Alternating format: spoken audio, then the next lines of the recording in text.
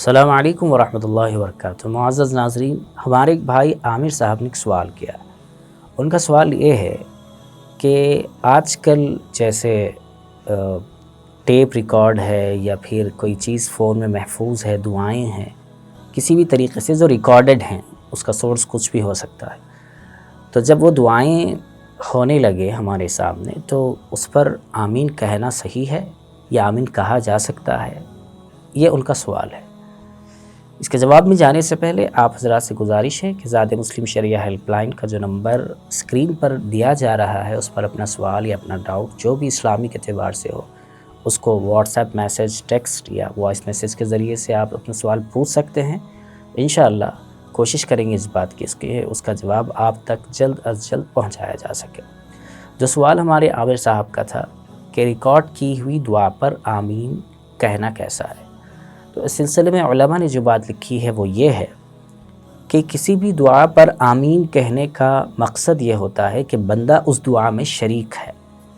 بندہ اس دعا کے اندر شریک ہو رہا ہے، یہ شریک ہے۔ لہٰذا اور دعا کرنے کے لیے یہ بات ضروری نہیں ہے کہ مکلف شخص ہی دعا پر آمین کہے، یعنی کوئی بھی شخص ہو وہ دعا پر آمین کہہ سکتا ہے، نابالغ بچے ہوں، خواتین ہوں، کوئی بھی دعا پر آمین کہہ سکتے ہیں۔ لہٰذا جب کسی کے سامنے ریکارڈڈ دعا آ رہی ہو اور وہ توجہ کے ساتھ سن رہا ہو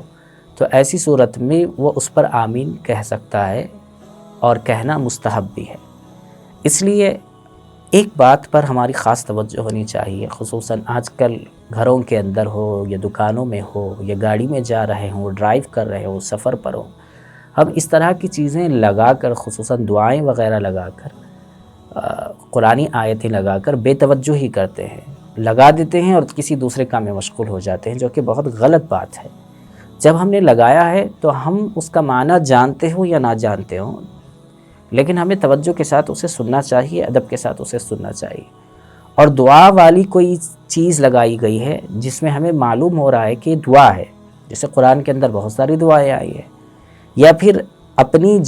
جانی والی زبان کے اندر کوئی دعا کی جا رہی ہے اور وہ چل رہی ہے ریکارڈ پر، تو ایسی صورت میں اس پہ دعا پر آمین کہنا صحیح ہے اور کرنا چاہیے،